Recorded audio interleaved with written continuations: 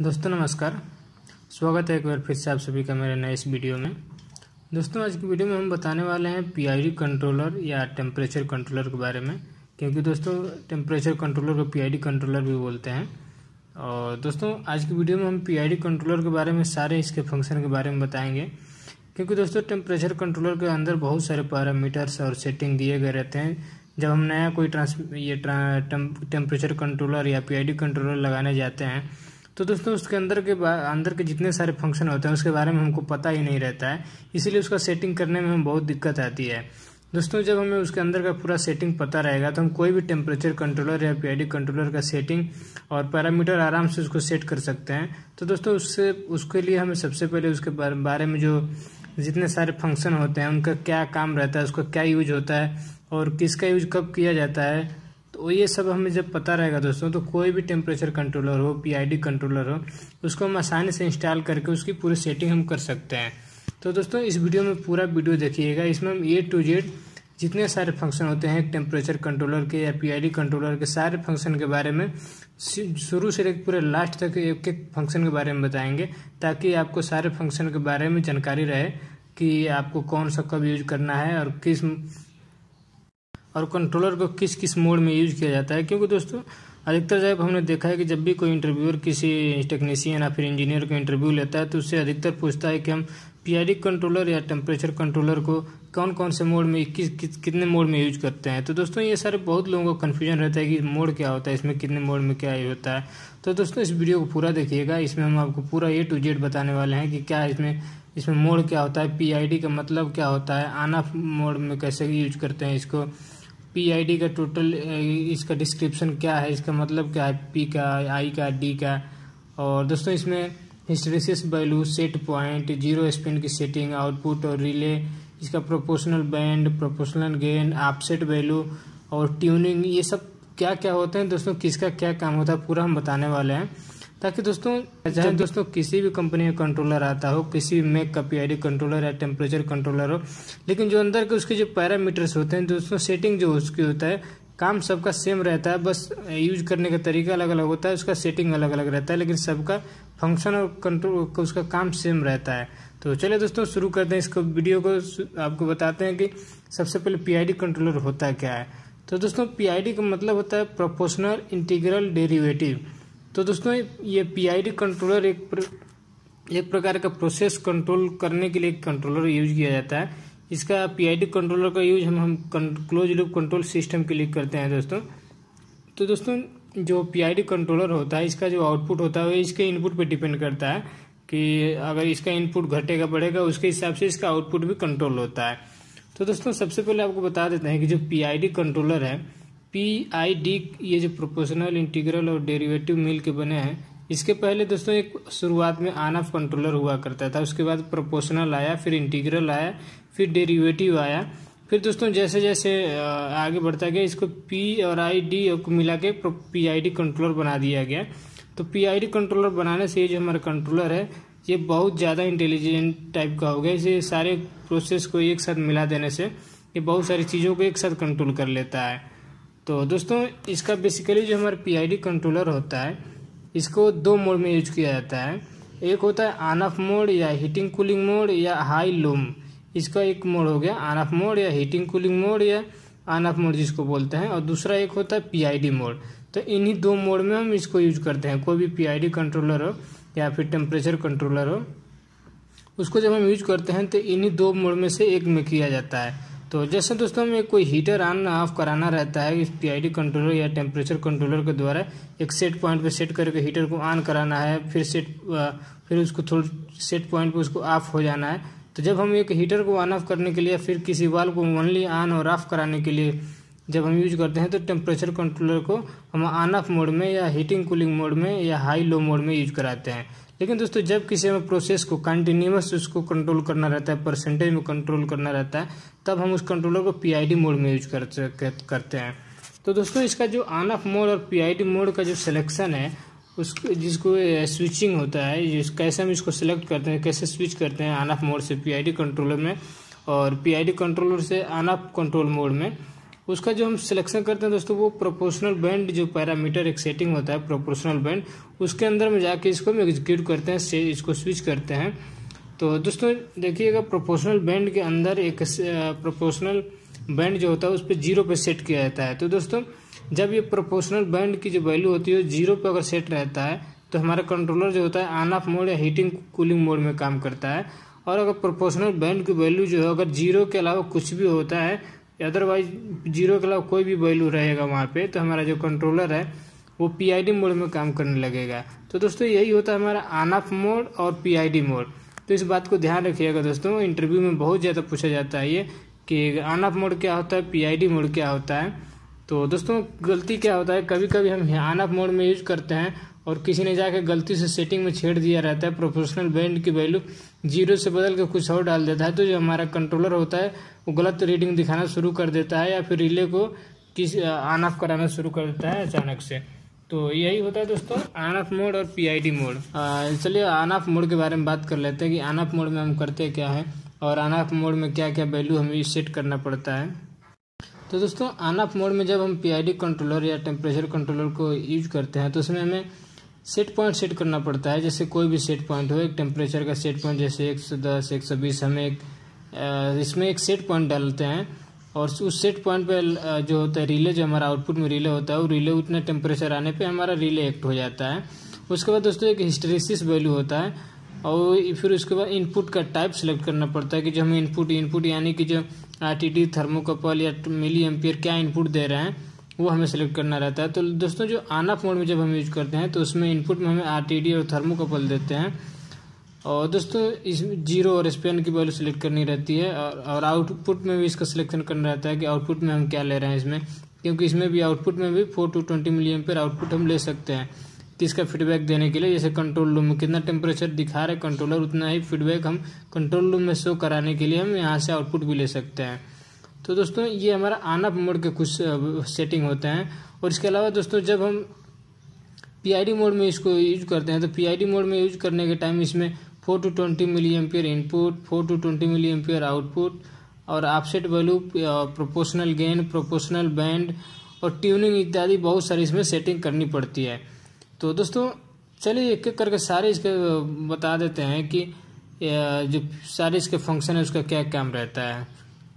तो दोस्तों सबसे पहले बात करते हैं कि ट्यूनिंग आपने बहुत सुना होगा कि ट्यूनिंग करते हैं इसको, ट्यूनिंग की सेटिंग। तो दोस्तों बताते हैं कि ट्यूनिंग होता क्या है। दोस्तों एक्चुअल ट्यूनिंग जो होता है कंट्रोलर के पैरामीटर्स को जो हम सेटिंग को डिटरमाइन करते हैं, इसी प्रोसेस को हम ट्यूनिंग कहते हैं। तो दोस्तों ट्यूनिंग का मेन मुख्य उद्देश्य क्या होता है कि पीआईडी कंट्रोलर की सेट पॉइंट और जो चेंजेस जो होते हैं उनको अनमेजर्ड डिस्टर्बेंस को एडजस्ट करना और एरर को कम करना होता है। तो ट्यूनिंग का कोई बड़ा काम नहीं है। ट्यूनिंग का मतलब होता है कि जो दोस्तों जो भी हम सेटिंग या करते हैं किसी पीआईडी कंट्रोलर में, उस प्रोसेस को ही ट्यूनिंग कहते हैं। तो ये हो गया हमारा ट्यूनिंग। दोस्तों ट्यूनिंग के बाद जो सबसे मोस्ट इम्पोर्टेंट एक आता है इसमें सेटिंग में होता है ऑफसेट। कि ऑफसेट क्या होता है, ऑफसेट वैल्यू क्या होता है। तो दोस्तों ऑफसेट वैल्यू जो होता है जब हम कंट्रोलर को पीआईडी मोड में यूज करते हैं तब ये सेटिंग हमें यूज करना रहता है ऑफसेट मोड का। तो दोस्तों जो ऑफसेट मोड होता है वो प्रोसेस वैल्यू यानी कि जो प्रोसेस वैल्यू जितना दिखा रहा है कंट्रोलर जो हमारा होता है, जितना वैल्यू हम दिखा अभी प्रेजेंट वैल्यू कितना दिखा रहा है उसका, और जो हम सेट पॉइंट उसमें सेट किए रहते हैं उसका, ये दोनों के बीच का जो एरर वैल्यू होता है उसी को हम ऑफसेट वैल्यू बोलते हैं। तो ऑफसेट वैल्यू को हम डायरेक्टली बोलें तो ये प्रोसेस वैल्यू और सेट वैल्यू के बीच का जो एरर वैल्यू होता है उसी को हम ऑफसेट बोलते हैं। ये हम ऑफसेट की वैल्यू जो होता है पीआईडी कंट्रोलर मोड में जब हम यूज करते हैं कंट्रोलर को, तो इसमें हम वैल्यू सेट करते हैं कि कितना एरर वैल्यू तक ये एडजस्ट कर सकता है। तो ये इसको हम यहाँ पे ऑफसेट में जाके सेट करते हैं। तो ये होता है प्रोसेस वैल्यू और सेट वैल्यू के बीच का जो एरर होता है उसी को हम ऑफसेट वैल्यू बोलते हैं। दोस्तों उसके बाद बताते हैं कि प्रोपोर्शनल गेन क्या होता है, क्योंकि ये भी एक सेटिंग आता है कंट्रोलर में प्रोपोर्शनल गेन। इसको भी हम पीआईडी मोड में ही यूज करते हैं किसी कंट्रोलर में। तो दोस्तों प्रोपोर्शनल गेन जो होता है वो आउटपुट रेस्पॉन्स जो होता है, जैसे कि कोई एरर आया कंट्रोलर पे, मान लीजिए कंट्रोलर पे कोई हमने इनपुट वैल्यू सेट कर दिया, इनपुट के हिसाब से आउटपुट जा रहा है, लेकिन आउटपुट में एरर वैल्यू सिग्नल जो डिटेक्ट हो रहा है, तो उस एरर को डिटेक्ट करने के बाद कितना फास्ट जो रिस्पांस हमारा आउटपुट में जा रहा है उसको बोलते हैं प्रोपोर्शनल गेन। यानी कि दोस्तों जैसे कि हमने मान लीजिए कि 4 to 20 मिली एम्पियर सेट किया है, 4 मिली एम्पियर के हिसाब से जो आउटपुट जा रहा है उसके हिसाब से उतना नहीं जा रहा है, थोड़ा सा एरर आ रहा है, तो उस एरर को मेंटेन करने के लिए जो कंट्रोलर हमारा आउटपुट में वैल्यू जो देगा वो कितना फास्ट, कितना जो रिस्पांस कर रहा है उसका, उसी को हम बोलते हैं प्रोपोर्शनल गेन। अगर हम प्रोपोर्शनल गेन की वैल्यू इंक्रीज करते हैं दोस्तों, तो जो हमारा आउटपुट का रिस्पांस होता है उसका स्पीड बढ़ जाता है। तो प्रोपोर्शनल गेन का मेन जो काम होता है वो होता है एरर आउटपुट सिग्नल का जो रिस्पांस का होता है उसको कंट्रोल करना, कितना वो फास्ट रिस्पांस दे रहा है, कितना स्लो रिस्पांस दे रहा है। आउटपुट में, इनपुट में एरर सिग्नल डिटेक्ट होने के बाद जो आउटपुट रिस्पांस होता है उसको कंट्रोल किया जाता है प्रोपोर्शनल गेन द्वारा। तो दोस्तों इसका सीधा सीधा मतलब ये है कि जो हमारा प्रोपोर्शनल गेन जो होता है उसका काम होता है कि किसी प्रोसेस में एरर सिग्नल मिलने के बाद आउटपुट रिस्पांस टाइम को कंट्रोल करना है कि कितना आउटपुट जो होता है कंट्रोल कितना जल्दी देगा या फिर कितना स्लो देगा, उसका जो टाइमिंग सेट करते हैं वो हम प्रोपोर्शनल गेन के द्वारा करते हैं। तो दोस्तों उसके बाद एक सेटिंग आता है प्रोपोर्शनल बैंड। तो दोस्तों चलिए बताते हैं प्रोपोर्शनल बैंड क्या होता है। तो दोस्तों प्रोपोर्शनल बैंड का मतलब होता है कि जो एरर वैल्यू है यानी कंट्रोलर का जो इनपुट रेंज है, इनपुट रेंज का परसेंटेज जो होता है वो हम प्रोपोर्शनल बैंड के द्वारा सेट करते हैं। दोस्तों जब हम एरर वैल्यू जो आता है, इनपुट सिग्नल जो होता है कंट्रोलर का इनपुट सिग्नल, उसका जो हम परसेंटेज सेट करते हैं तो उसके हिसाब से जो कंट्रोलर का आउटपुट होता है फुल स्केल चेंज के लिए बहुत जरूरी होता है प्रोपोर्शनल बैंड। ये परसेंटेज में सेट किया जाता है, 1%, 2% या कितना परसेंट, ये हम प्रोपोर्शनल बैंड सेट करते हैं। उसके द्वारा जो आउटपुट जो होता है कंट्रोलर का आउटपुट वो फुल स्केल जो चेंज होता है, चेंजमेंट होता है आउटपुट को चेंज करने के लिए, वो हम प्रोपोर्शनल बैंड द्वारा सेट करते हैं कि जितना परसेंट इनपुट आएगा, उस एरर सिग्नल आएगा, उसके हिसाब से हमारा उतना परसेंटेज में आउटपुट निकलेगा उस कंट्रोलर के द्वारा। तो ये होता है हमारा प्रोपोर्शनल बैंड। इसको भी हम जब कंट्रोलर को पीआईडी मोड में यूज करते हैं तभी इस फंक्शन का यूज किया जाता है, इस सेटिंग का यूज किया जाता है। उसके बाद दोस्तों एक होता है मोस्ट इंपोर्टेंट हिस्टेरेसिस वैल्यू, इसको रिवर्स ऑपरेशन भी बोलते हैं। तो दोस्तों हिस्टेरेसिस वैल्यू जो होता है उसका यूज किया जाता है जब कंट्रोलर को हम on off mode, heating cooling mode या हाई लो मोड में यूज करते हैं, तब इस फंक्शन का या इस पैरामीटर का यूज किया जाता है हिस्टेरेसिस वैल्यू का। तो दोस्तों हिस्टेरेसिस वैल्यू एक्चुअल में होता क्या है, रिवर्स ऑपरेशन, यानी कि एक सेट पॉइंट आने पे हमारा जो रिले होता है, सेट पॉइंट आने पे रिले हमारा एक्ट हो गया। अब दोस्तों टेम्परेचर फिर कम होने के बाद, कितना टेम्परेचर डाउन होने के बाद फिर हमारा वो रिले होगा वो रिएक्ट होगा, यानी नॉर्मल कितने पे होगा, उसके बीच का जो डिफरेंस हम सेट करते हैं वही होता है एक्चुअल में हिस्टेरेसिस वैल्यू। जैसे दोस्तों सेट पॉइंट पर आउटपुट ऑफ होने के बाद पुनः ऑन होने के लिए जो डिफरेंस वैल्यू हम सेट करते हैं वो हमारा हिस्टेरेसिस जो वैल्यू होता है उसी में सेट करते हैं। उसी के द्वारा जो हमारा रिले होता है दोबारा से नॉर्मल होता है। जैसे अगर किसी टेम्परेचर का कंट्रोलर होता है जो कंट्रोल होता है उसमें अगर हमने रेंज सेट कर दिया है 0 से लेके 100 डिग्री सेंटीग्रेड, उसमें रेंज सेट कर दिया है कि 100 डिग्री पे हमारा कंट्रोलर का जो रिले होगा वो रिले पिक हो जाएगा। तो दोस्तों जैसे उसका टेम्परेचर 100 डिग्री आएगा कंट्रोलर में, तो 100 डिग्री आने पर रिले जो होता है रिले का कंटेक्ट चेंज हो जाएगा, रिले एक्ट होगा तो उसका कंटेक्ट चेंज होगा। उसके बाद जो दोस्तों उससे जो जुड़ा हीटर होगा या जो भी इक्विपमेंट लगा होगा वो बंद हो जाएगा। तो दोस्तों अगर हीटर बंद होता है तो टेम्परेचर डाउन होने लगेगा। तो दोस्तों टेम्परेचर डाउन होने के बाद फिर कितना डाउन होने के बाद जो रिले को रीएक्ट कराना है, दोबारा नॉर्मल करना है ताकि हमारा हीटर दोबारा ऑन हो जाए, इसकी जो डिफरेंस डालते हैं वो हमारे हिस्टेरेसिस वैल्यू में डालते हैं। मान लीजिए कि हमने हिस्टेरेसिस वैल्यू में डाल दिया है 1%, तो अगर हमारा मान लीजिए 0 से लेकर 100 उसका रेंज है और 1% डाल दिए हैं तो 1% उसका 1 डिग्री सेंटीग्रेड होगा, और अगर हम 10% उसका डालते हैं तो 10 डिग्री सेंटीग्रेड हो जाएगा। तो दोस्तों जैसे ही कि अगर 100 वैल्यू 100 से डाउन होते होते जैसे 10 डिग्री कम होगा यानी कि 90 डिग्री पे आएगा, तो जो हमारा रिले होगा दोबारा नॉर्मल हो जाएगा, रिएक्ट हो जाएगा, और उसके बाद हीटर हमारा तुरंत ऑन हो जाएगा। तो यही हमारा होता है हिस्टेरेसिस वैल्यू, यानी कि रिवर्स ऑपरेशन। एक बार सेट वैल्यू पे रिले पिक होने के बाद दोबारा उसको नॉर्मल करने के लिए जो टेम्परेचर का से डिफरेंस वैल्यू डालते हैं उसी को हम हिस्टेरेसिस वैल्यू बोलते हैं। तो दोस्तों ये थे हमारे एक पीआईडी कंट्रोलर या टेम्परेचर कंट्रोलर के अंदर के जितने सारे जो फंक्शन होते हैं, ये सारे फंक्शन हैं दोस्तों।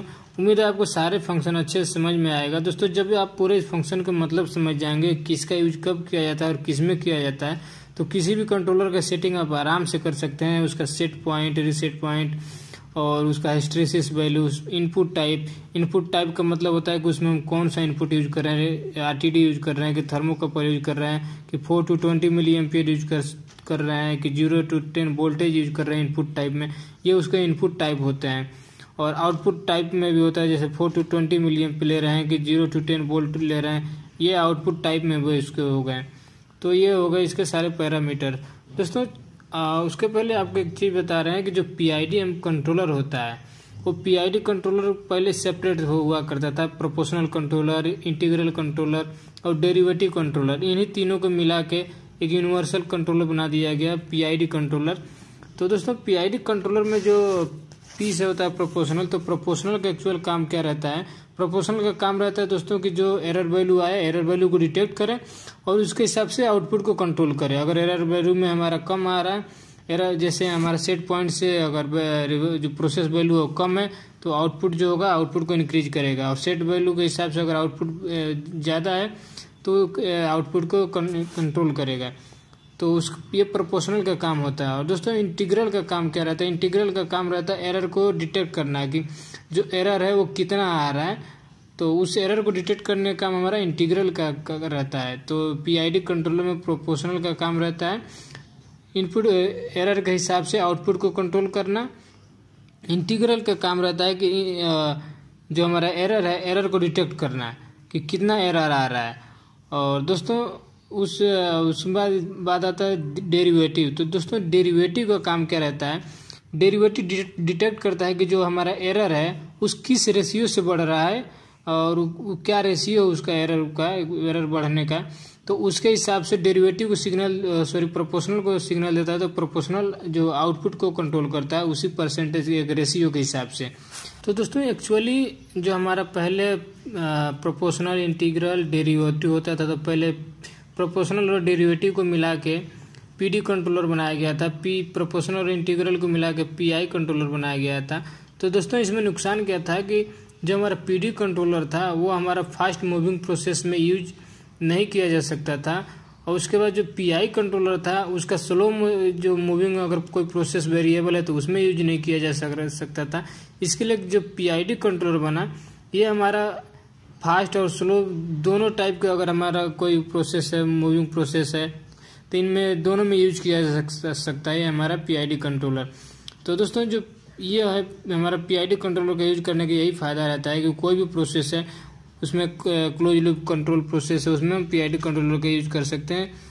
ये हमारा एरर के हिसाब से आउटपुट को कंट्रोल कर सकता है और बहुत सारे फंक्शन हम इसमें यूज कर सकते हैं। तो दोस्तों पीआईडी कंट्रोलर में पी का मतलब होता है प्रोपोर्शनल यानी कि अनुपातिक, यानी कि जिस अनुपात में हमारा एरर वैल्यू आएगा, इनपुट आएगा, उसी अनुपात में आउटपुट को कंट्रोल करना। और इंटीग्रल और डेरिवेटिव दोस्तों ये टाइम के रेस्पेक्ट में चेंज होता है, इनको हम मेजर करते हैं। तो इंटीग्रल का मतलब होता है अभिन्न। इंटीग्रल टाइम में दोस्तों जब फंक्शन एक आता है इंटीग्रल टाइम हम जितना डालेंगे उसके हिसाब से हमारा जो आउटपुट होता है उतने टाइम में चेंज होता है। जैसे कि 2 सेकेंड हमने इंटीग्रल टाइम डाल दिया तो कोई एरर वैल्यू आएगा तो उसको एरर वैल्यू सेंस होने के बाद 2 सेकेंड बाद हमारा आउटपुट चेंज होगा। और दोस्तों जो डेरिवेटिव होता है, डेरिवेटिव का मतलब होता है व्युत्पन्न। तो डेरिवेटिव का काम होता है दोस्तों कि एरर को रेशियो में पता करता है, किस रेशियो में एरर आ रहा है तो उसी रेशियो में आउटपुट को कंट्रोल करता है। तो दोस्तों ये जो हमारे प्रोपोर्शनल है, प्रोपोर्शनल का काम रहता है इनपुट के हिसाब से उस अनुपात में आउटपुट को कंट्रोल करना। और इंटीग्रल वैल्यू का काम रहता है कि कितने टाइम में एक्शन होगा, यानी कि एक इनपुट में अगर एरर कोई आ रहा है तो कितने देर बाद आउटपुट उसका कंट्रोल होगा, घटेगा या फिर बढ़ाना है, उसका काम रहता है इंटीग्रल टाइम में। और डेरिवेटिव का काम रहता है उस कितने रेशियो में आउटपुट को कंट्रोल करना है, क्या रेशियो है, यानी कि अगर इनपुट में और एरर सिग्नल आ रहा है तो किस रेशियो में आ रहा है और आउटपुट को किस रेशियो में घटाना या बढ़ाना है, ये हम सेट करते हैं डेरिवेटिव टाइम में। तो इंटीग्रल और डेरिवेटिव जो वैल्यू होता है ये टाइमिंग से रिलेटेड होते हैं। और प्रोपोर्शनल का मेन काम रहता है इनपुट के हिसाब से आउटपुट को कंट्रोल करना है। तो दोस्तों ये थे हमारे सारे पीआईडी कंट्रोलर के सारे फंक्शन, पैरामीटर्स और सेटिंग। तो उम्मीद है दोस्तों आपको सारे फंक्शन के बारे में पता अच्छे से चल गया होगा कि किसका क्या काम रहता है। दोस्तों आगे जब हम कोई भी एक कंट्रोलर का सेटिंग करना रहेगा तो आप आसानी से किसी भी कंट्रोलर या पीआईडी कंट्रोलर की सेटिंग कर लेंगे आराम से, आपको कोई दिक्कत नहीं होगा। तो ये वीडियो में बताने का हमारा मेन मकसद यही था, ताकि आपको आगे अब जब हम कोई वीडियो समझाएं, टेम्परेचर कंट्रोलर की वीडियो बनाएं, तो आपको अच्छे से समझ में आए कि हाँ इस फंक्शन का क्या काम है, किस फंक्शन का क्यों किया जाता है। तो दोस्तों चलिए मिलते हैं नेक्स्ट वीडियो में किसी टेम्परेचर कंट्रोलर की पूरे सेटिंग के साथ। तो दोस्तों अगर आपकी वीडियो अच्छी लगी होगी तो वीडियो को लाइक कीजिएगा, मेरे चैनल को सब्सक्राइब कीजिएगा। मिलते हैं दोस्तों नेक्स्ट वीडियो में, तब तक के लिए आप सभी का धन्यवाद।